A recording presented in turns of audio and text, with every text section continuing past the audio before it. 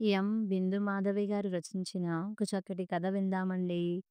భోజనం అయ్యి ఈజీ చైర్‌లో రిలాక్స్ అవుతున్న హేమచంద్ర ఫోన్ రింగుకి లేచాడు. ఆ ఫోన్ మాట్లాడినప్పటి నుంచి సీరియస్‌గా ఆలోచిస్తున్నాడు. అన్యమనస్కంగా తనలో తనే ఎందుకిలా జరిగింది? వాడి ఇష్టాన్ని తామిద్దరూ కాదనలేదే! అనుకుంటూ కాలు కాలిన పిల్లిలాగా అటూ ఇటూ తిరుగుతున్న భర్తని చూసిన కళ్యాణి, ఏమైందండి? ఎందుకలా ఉన్నారు? ఫోన్ ఎవరి దగ్గర నుంచి? వాళ్ళేం మాట్లాడారేమిటి? అంతగా ఆందోళన పడుతున్నారు? అని అడిగింది. సాగర్ విడాకులకి అప్లై చేస్తాడట. ఇందాక సుబ్రహ్మణ్యం దగ్గర నుంచి వచ్చిన ఫోన్ సారాంశం అదే అన్నాడు. ఆయనకెలా తెలిసింది? అంది ముఖం అసహనంగా పెట్టి. సుబ్రహ్మణ్యం కొడుకు, మనవాడు ఫ్రెండ్స్ కదా! వాడితో చెప్పాడట. అయినా వీడికేం తేపరం? కావాలని కోరి చేసుకున్నాడు కదా! జీవితం అంటే 4 రోజులు వేసుకొని నచ్చలేదని అవతల పారేసే షర్టు కాదు. అంత తేలికగా తీసుకునే విషయమూ కాదు.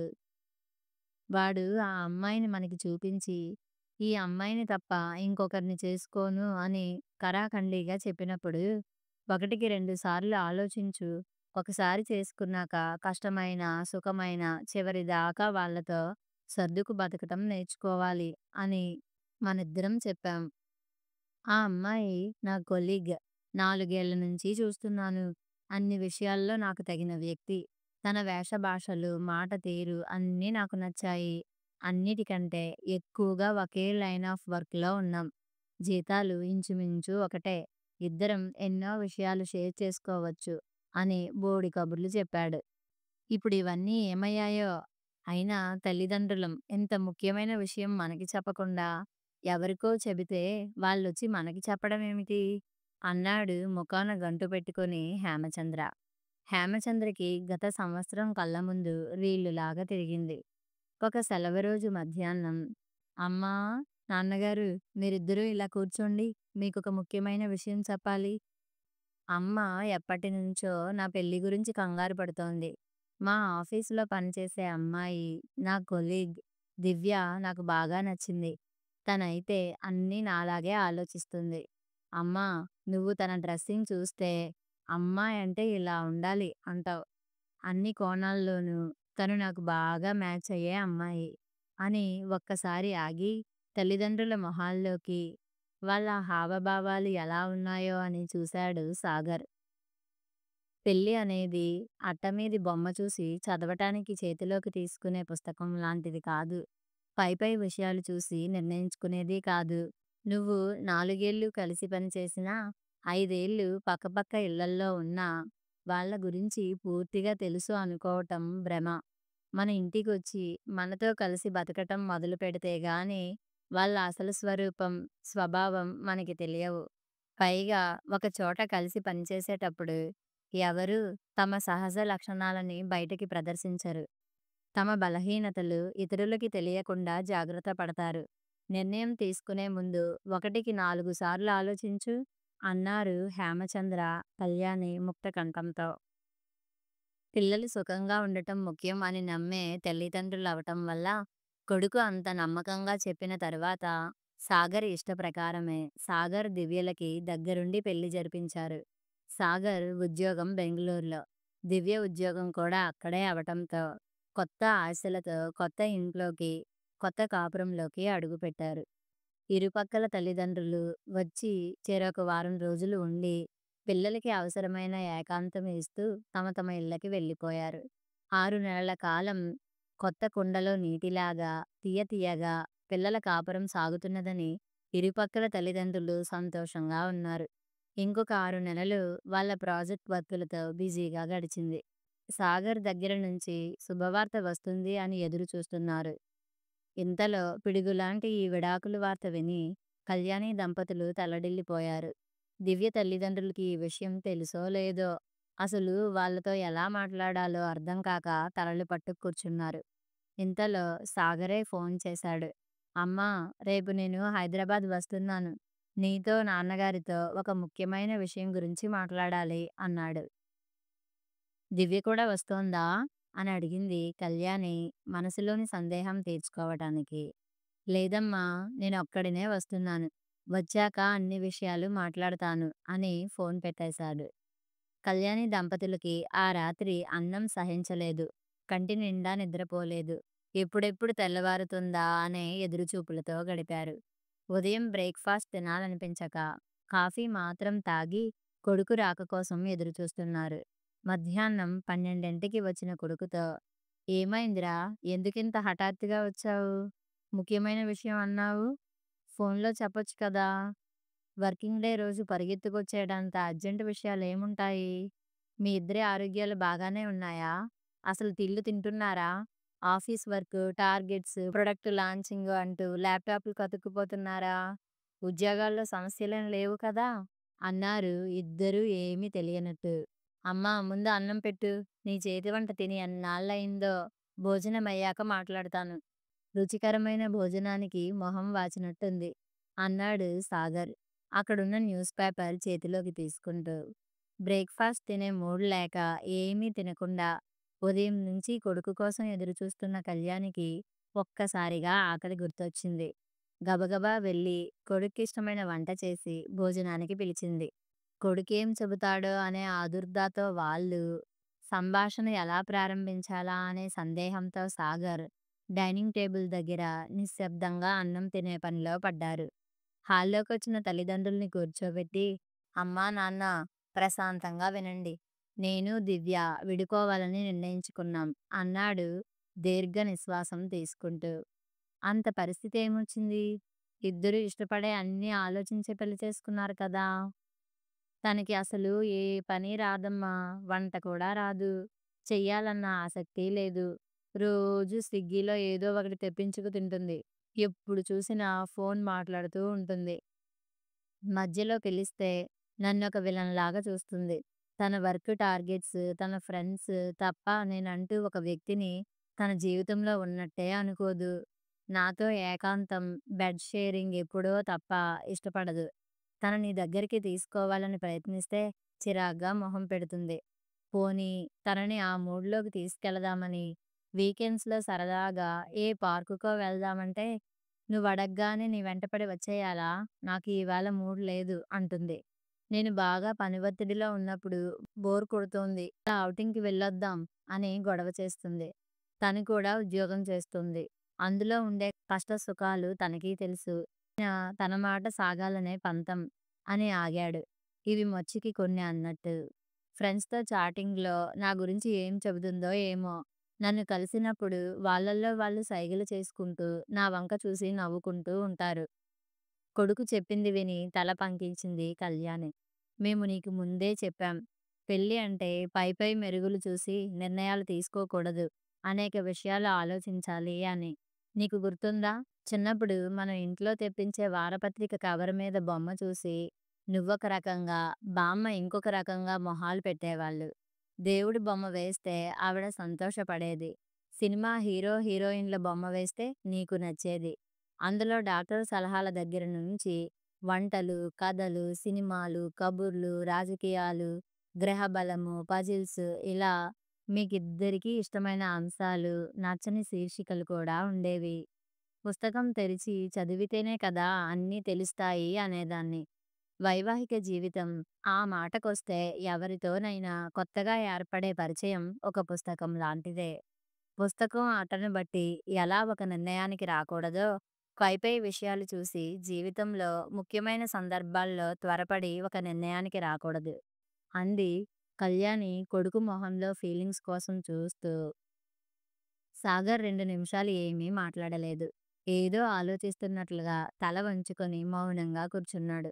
తర్వాత తల ఎత్తి తల్లివైపు చూస్తూ, "అమ్మా, నీకు నాన్నగారికి ఎప్పుడూ గొడవలు జరగలేదా? ఎలా మేనేజ్ చేసేవాళ్ళు? మీరిద్దరూ గొడవ పడటం నేను చూడలేదు" అన్నాడు. "నేను కాలేజీలో చదివేటప్పుడు మన సీతా ఆంటీ వాళ్ళ వివాహ స్వర్ణోత్సవం అని వాళ్ళు గ్రాండ్‌గా పార్టీ కూడా ఇచ్చారు. నాకు బాగా గుర్తుంది. అసలు పూర్వం అన్నన్ని ఏళ్ళు ఎలా కలిసి ఉండేవారు" అన్నాడు మళ్ళీ. కళ్యాణి గొంతు సవరించుకొని, "చూడు పండు, ఈ తరం పిల్లలు పెళ్లి అంటే సర్దుబాటు అనుకోవట్లేదు. అసలు ఆ మాటకొస్తే జీవితమంతా ఎవరో ఒకరితో సర్దుకునే బతకాలి. ఎందుకంటే ఏ ఇద్దరి ఆలోచనలు, అభిరుచులు, సమర్థతలు ఒకే విధంగా ఉండవు. నా పెళ్ళికి నాకు 19 ఏళ్ళు. డిగ్రీ పూర్తయింది. ఉద్యోగం చెయ్యట్లేదు. ఆ కాలం ప్రమాణాలను బట్టి అమ్మమ్మ వాళ్ళు నాకు పెళ్లి చేశారు. పెళ్ళికి కుటుంబ నేపథ్యం చూసేవారు. వాళ్ళింట్లో ఏమైనా దీర్ఘకాల రోగాలు ఉన్నాయా అని తెలుసుకునేవారు. ఇంట్లో పిల్లలు పుట్టని వాళ్ళు ఉన్నారేమో అని వాకబు చేసేవారు. పిల్లలు పుట్టకపోతే తమ వంశం కొనసాగదని భయపడేవాళ్ళు. పెళ్లి అంటే 2 కుటుంబాల మధ్య ఏర్పడే బంధం. ఎలాంటి మానసిక, శారీరక ఆరోగ్య సమస్యలున్నా ఒకరికి ఒకరు తోడుగా ఉండేవారు. డబ్బు సంపాదన, ఉద్యోగపు హోదాలకి తక్కువ ప్రాధాన్యం ఇచ్చేవారు. నువ్వు స్కూల్లో ఉన్నప్పుడు మన పై ఫ్లాట్‌లో ఉండే డాక్టర్ అంకుల్ గుర్తున్నారా? నీకు తెలుసో తెలియదో ఆ ఆంటీ పెద్దగా చదువుకోలేదు. అయినా అంకుల్ ఏ అభ్యంతరం లేకుండా ఆ ఆంటీని చేసుకున్నారు. ఇప్పటికీ వాళ్ళెంత ఆనందంగా కలిసి ఉంటున్నారో. ఈరోజు రాత్రి వాళ్ళ అమ్మాయి పెళ్లి. వాళ్ళిద్దరి మధ్యలో చదువు లేకపోవటం అనేది ఒక సమస్యే కాలేదు. ఆ రోజుల్లో ఎక్కువగా తెలిసిన వాళ్ళు, బంధువులో, మిత్రులో సంబంధాలు చెబితే పెద్దలు కుదిర్చే వివాహాలే ఉండేవి. వధూవరులకి పూర్వ పరిచయం ఉండేది కాదు. పెళ్ళయ్యాకే ఒకరి కుటుంబం గురించి ఇంకొకరు, వ్యక్తిగతంగా ఒకరి గురించి మరొకరు తెలుసుకునేవారు. ఆ క్రమంలో కొంతకాలం గడిచిపోయేది. కొత్తగా పరిచయమైన భాగస్వామిని మెప్పించటానికి ఇద్దరూ తాపత్రయపడేవాళ్ళు. వారిద్దరిని పెద్దలు గమనిస్తూ ఉండేవారు. ఎక్కడైనా కొంచెం పొరపచ్చాలు వచ్చే సూచనలు కనిపిస్తే సర్ది చెప్పి రాజీ కుదిర్చేవారు. పెళ్ళయ్యేటప్పటికి నాకు వంట రాదు. మేము వేరు కాపురం పెట్టినప్పుడు తరచుగా కూర మార్చేయటం, పాలు పొంగపెట్టేయటం చేసేదాన్ని. నాన్నగారు, పోనీలే బంగారం ఇదొక వెరైటీ అనుకో. ఇప్పుడేం లోపం జరిగిందో గుర్తుపెట్టుకుంటే రేపు అలా చెయ్యకుండా ఉంటే సరి. కొన్నాళ్ళకి నీకే సరిగా చేయటం తెలుస్తుంది. అభ్యాసం కూసు విద్య అన్నారు పెద్దలు. కొన్నాళ్ళయ్యాక ఇవన్నీ తలుచుకుంటే భలే సరదాగా ఉండి మనమే నవ్వుకుంటాం అనేవారు. ఎప్పుడూ విసుక్కోలేదు. మా అమ్మకి కానీ, వాళ్ళ అమ్మకి కానీ చెప్పి ఎప్పుడూ నన్ను హేళన చేయలేదు. పెళ్ళైన కొన్నాళ్ళ తరువాత నేను ఉద్యోగంలో చేరాను. అప్పటికి నాకు ఇల్లు ఎలా నిర్వహించుకోవాలో తెలిసింది. ఈలోపు ఇంట్లోకి అన్నీ నాకు పువ్వులు, చీరలతో సహా నాన్నగారే సమకూర్చేవారు. ఈ తరం ఆడపిల్లలు ఆర్థిక స్వాతంత్ర్యం కావాలని ఉద్యోగాల్లో చేరాకనే పెళ్లి చేసుకుంటున్నారు. డ్రైవింగ్ నేర్చుకొని స్కూటరో, కారో కొనుక్కుంటున్నారు. ఏ విషయానికి ఎవరి మీద ఆధారపడక్కర్లేదు. పెళ్లి నాటికే ఇరువురికి జీవితంలో ప్రతి విషయం మీద స్పష్టమైన అభిప్రాయాలు ఏర్పడుతున్నాయి. ఒక రకంగా ఆ అభిప్రాయాలు నిర్దుష్టంగా, నిక్కచ్చిగా ఉంటున్నాయి. అవసరమైనప్పుడు తమ అభిప్రాయాలు మార్చుకోవటానికి కానీ, సర్దుకుపోవటానికి కానీ ఇద్దరిలో ఎవ్వరూ ఇష్టపడట్లేదు. కుటుంబ పద్ధతులు, వ్యక్తిగత అలవాట్లు, మనస్తత్వాలు ఏవీ చూసుకోకుండా రూపం చూసి నచ్చిందని పెళ్లిళ్లు చేసుకుంటున్నారు. ఎవ్వరూ దేనికి రాజీ పడట్లేదు. ఒక రకంగా అది కూడా సమస్యలకి దారి తీస్తున్నదేమో అనిపిస్తోంది. జీవితం ఎక్కువ కాలం హాయిగా సాగాలంటే ముందు భార్యాభర్తలిద్దరి మధ్య స్నేహం అనేది ముఖ్యం. ఇప్పుడు మీకు మీరు కుదుర్చుకుని చేసుకుంటున్న పెళ్ళిళ్ళలో ఇద్దరి మధ్య కాస్తైనా కొత్తదనం అంటూ ఉండట్లేదు. మెల్లగా స్నేహం ఏర్పడి ఒకరినొకరు అర్థం చేసుకోవటం అనే విషయానికి ఆస్కారం ఉండట్లేదు. వివాహ బంధంలోకి ప్రవేశించేటప్పటికే ఒకరినొకరు ఒరేయ్, ఓసేయ్ అని పిలుచుకునే చనువు ఉంటోంది. మితిమీరిన ఆ చనువు మీలో అనుబంధానికి బదులు లెక్కలేనితనాన్ని పెంచుతోంది. ఎవరు ఎవరి మీద డబ్బు కోసం ఆధారపడక్కర్లేదు. దానివల్ల ఎవరు ఎక్కువ, ఎవరు తక్కువ అనే ధోరణి పెరుగుతోంది. అక్కడి నుంచి మాటా మాట అనుకోవటం, కనీస మర్యాదను కూడా వదిలేసి నోటికెంత వస్తే అంత తిట్టుకోవటం జరుగుతోంది. మా రోజుల్లో పెద్దవాళ్ళ ముందు కొన్ని మాటలు వాడకూడదు అనే సభ్యత పాటించేవాళ్ళం. అందుకే ఎంత కోపం వచ్చినా హద్దు దాటేవాళ్ళం కాదు. ఒకవేళ పరిస్థితి అదుపు తప్పుతోంది అని పెద్దలు గమనిస్తే అమ్మాయిని అలా సినిమాకి తీసుకెళ్ళమనో, ఇద్దరూ కలిసి గుడికెళ్ళి రమ్మనో పంపించేవాళ్ళు. భర్తని ఎలా ఆకట్టుకోవాలో అమ్మాయికి చెప్పేవాళ్ళు. అమ్మాయిని ఎలా జాగ్రత్తగా చూసుకోవాలో అబ్బాయికి చెప్పేవాళ్ళు. ఒకసారి ఒకరిది పైచేయి అయితే ఇంకోసారి ఇంకొకరిది అయ్యేది. అది లొంగుబాటుతనమనో, బానిసత్వమనో అనుకోకూడదు. పట్టు, విడుపు తెలియటమే ముఖ్యం. మనిషి ఆవేశంగా ఉన్నప్పుడు మాటలు, చేతలు తప్పుదారిలో వెళతాయి. అందుకే కోపం తగ్గే వరకు కాస్త సంయమనంతో మౌనంగా ఉండి, ఆ తర్వాత మాట్లాడుకుంటే అనర్థాలు జరగవు. అప్పటికి అవసరం అనిపిస్తే పెద్దవాళ్ళ సహాయం కోరవచ్చు. అలా బతికాం కనుకనే మా వైవాహిక జీవితం మరొకరి చేత వేలెత్తి చూపించుకోకుండా ఇన్నేళ్ళు నడిచింది. ఇప్పుడు మీ జీవితాలు చాలా సెల్ఫ్ సెంటర్డ్‌గా ఉంటున్నాయి. పెద్దలనే కాదు, మూడో వ్యక్తి ప్రమేయం, జోక్యం మీరు ఇష్టపడట్లేదు. దివ్యకి ఏ పని రాదన్నావు. నీకు వచ్చా? ఆ అమ్మాయికి వంట చేతకాకపోవచ్చు కానీ, ఇల్లు నీట్‌గా, అందంగా సర్దే నేర్పు ఉండొచ్చు. ఫోన్‌లో ఎక్కువసేపు మాట్లాడుతుండొచ్చు కానీ, ఫైనాన్షియల్ ప్లానింగ్ బాగా తెలిసి ఉండొచ్చు. తన బలం తెలిసిన చోట నువ్వు పొగడటం నేర్చుకోవాలి. బలహీనతను అర్థం చేసుకొని సర్దుకుపోగలగాలి. అలా ఆ అమ్మాయి మనసు గెలుచుకోవాలి. నీ విషయంలో ఆ అమ్మాయి అలాగే ఉండాలి. ఇద్దరిలో ఎవరి వల్ల తప్పు జరిగినా వేలెత్తి చూపించడం కాక, వేలందించి ముందుకు సాగటం అలవాటు చేసుకోవాలి. మానవ సంబంధాలు అనేవి ఎంతో సున్నితమైన బంధాలు. చాలా జాగ్రత్తగా కాపాడుకోవాలి.